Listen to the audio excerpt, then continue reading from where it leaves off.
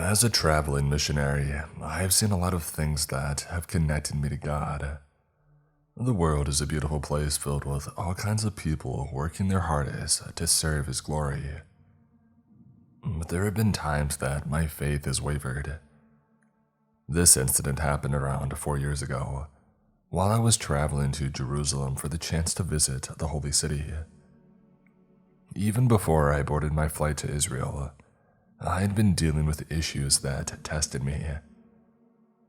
My mother had been battling cancer for some time, and I had taken a short break from my God-given assignment to visit her in my home country of Greece. That was probably a mistake, because I saw how the disease was wrecking her body. I had to come to terms with the fact that she wouldn't be on this earth much longer. She would tell me, "You mustn't cry, my son. You can't weep for someone who is on their way to visit the Lord." I kept a straight face for her, but inwardly, I was tormented. I was questioning my faith because the prayers that I offered for her well-being were going unanswered. It made little sense to me, because I had seen how God had healed others during my missionary work. Why then was my mother being excluded from His mercy? Wasn't she more righteous than these sinners that had received His miracles? Just as I was gathering my things from the taxi to go inside the airport, my brother gave me a call to tell me that my mom had passed. Even though I thought I was ready for the news, it felt like I had been crushed by a boulder. Suddenly, the world had stopped, and I cursed God. I told my brother that I had to go, and I walked into the airport. I needed to leave and clear my head, and the tour of the Holy Land felt like a chance to reconnect to my spiritual heritage, perhaps even to rekindle my love for God again. Instead, it was a visit from the devil that changed my life on that flight. Perhaps it was because I was still in mourning, but as the flight attendant began to go over safety regulations, I paid no attention to the pale-faced man that brushed right past me. I did notice his expression though. Something in his eyes reminded me of my own inner turmoil.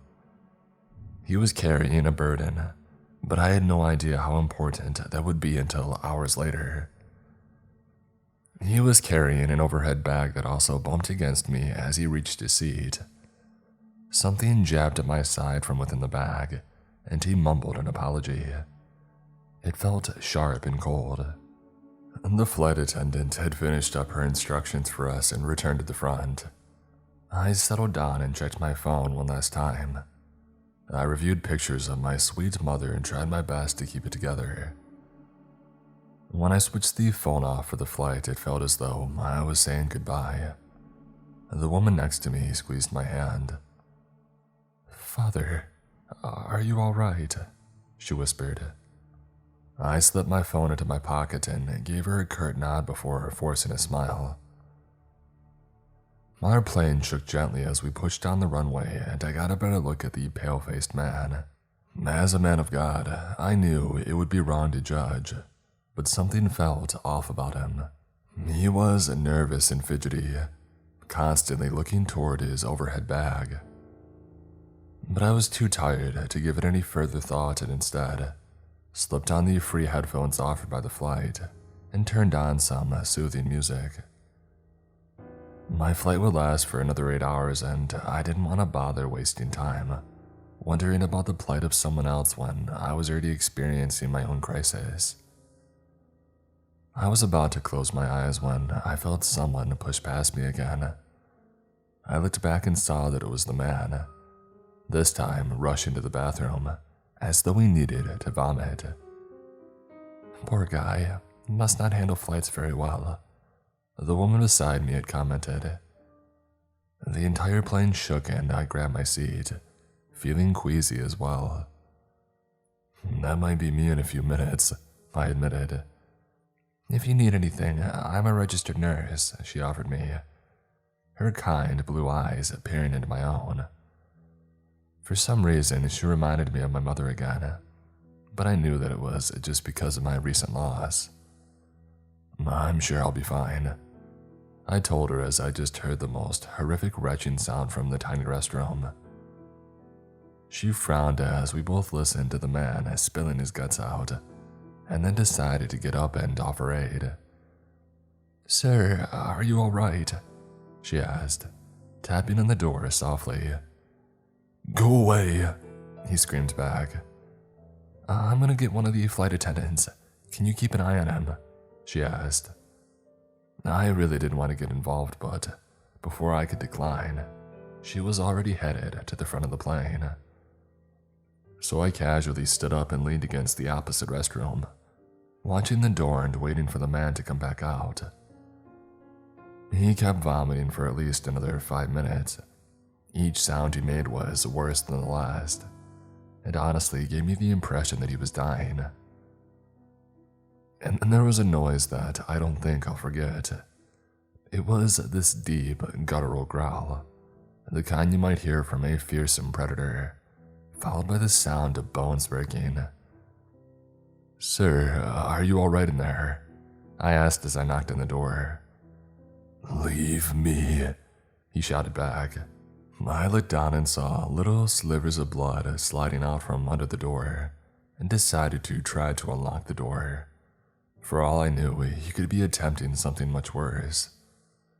I looked up to see the attendant arrive with the safety key, and she announced that she would be opening the door. I'll never forget what we saw inside. The man was hunched over the toilet, clearly in distress and barely breathing. His mouth and cheeks were covered in blood and some sort of brown mucus. There was a string of black slimy goop connecting his tongue to the toilet. Inside the pool of water, I saw what looked like a baby-sized turd filled with shards of glass. It smelled like something had died.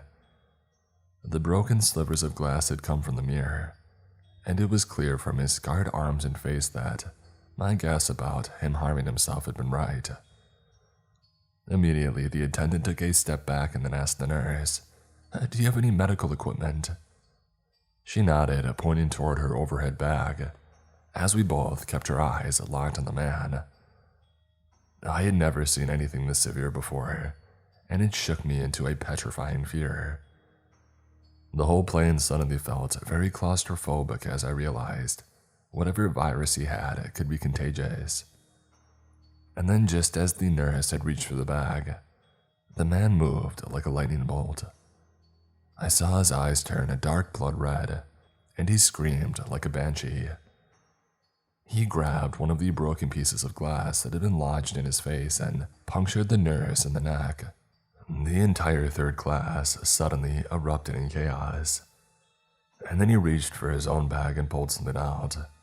It must have been the same object that had jabbed me in the side earlier. It looked like some sort of dark statue, the kind you might see in a museum for Assyrian cultures. And suddenly I felt an overwhelming sense of dread fall over me. This was not just a man dealing with a disease of his body. His soul was infected with evil. I realized as he immediately smashed the idol on the floor of the third-class cabin. As the dark statue broke apart, this ethereal mist emerged with a rasping noise, and I found myself immediately feeling dizzy. I was not prepared for this, but my only instinct was to protect all of the passengers. "Everyone move to business class now," I shouted, as I reached for the nurse and helped her to her feet. The man was not moving at all. Instead, he was crawling around on his hands and feet like a wild animal, licking up the broken pieces of the idol, as everyone began to flee to the next cabin. "We need something to block the door," I shouted as the last passenger ran past me, and I slid the partition door between the cabins closed. I knew that would not hold the stranger for long, though. One of the attendants brought a food cart and we shoved it against the door to block the man in third class, but I still didn't feel safe. Behind me in business class, almost all the passengers were standing up, trying to get a look at the scene beyond the partition. The injured nurse started to gasp for breath, and I focused my attention on her. My bag, she whispered as she tried to hold her hand firmly on her windpipe. Lay her down, I told a few of the people standing close by. Just as they were going to, we heard a loud clang against the door, and I saw the stranger was clawing at the glass. His facial expressions were constantly changing, from desperation to anger to confusion and then back to rage. Please, you don't understand. I'm not in control, he screamed. I knew precisely what we were dealing with. The only problem was that I had no clue how to handle this evil. One of the passengers was apparently reading my mind and asked, Pastor, ain't you gonna do something? I hated to admit my weaknesses, but I knew I couldn't lie to these innocent people. I've only ever seen others perform the rituals. I have no idea how to stop it, I said, looking down at my hands. I was visibly shaking. It made me feel so helpless. The emotion from my mother's passing had pushed me over the edge as I sat down and gripped the chair, not even daring to look the passengers in the eye. A few of them stood idly for a moment, perhaps thinking I might overcome my grief quickly. And then the man on the other side of the glass started spitting violently against it, shouting the most obscene things he could as he tried to get through. One man, dressed in what looked like casual business wear, reached up his bag and unzipped it quickly to pull out a firearm. More people began to panic, but he shouted frantically, I'm an air marshal. Everyone please stand back. He aimed his weapon at the man on the other side of the glass as more people shouted and shoved themselves out of the way.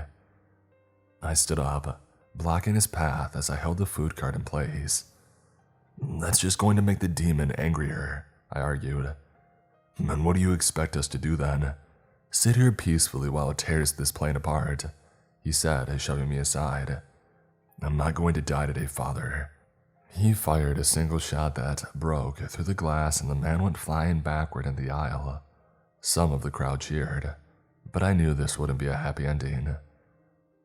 Instead, they heard the man choking on his own blood as the strange mist filled his throat and entered his lungs, consuming him and making him convulse.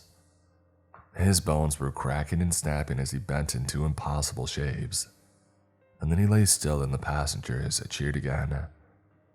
It was a short-lived celebration. Outside, we heard the rumbling of thunder, and I pushed the crowd out of the way to get a better look. There were dark clouds outside, lightning and thunder dancing across the sky. We had unleashed something unholy. Suddenly, the corpse began to shake again, this time even more violently than before. The unseen force was pulling it up, as a puppet master might his marionette doll, twitching it and tugging at it to stand. The lifeless ghoul was now standing there in the aisle, its dead eyes staring into our souls, hungry for flesh. Nahali Suin Cardo Chalaza, it shrieked. At the same time, lightning struck the plane and the lights flickered. The ghoul burst through the door. The food cart flung toward the crowd as though they were ants being pushed aside by the kick of a boot. The dangerous demon gave me a wicked grin, tilting the neck of the stranger toward me and pointing his long pale finger toward me and cooing, "You shall all be taken to hell." The air marshal tried to fire a few more shots toward the aghast, but it was a fruitless effort.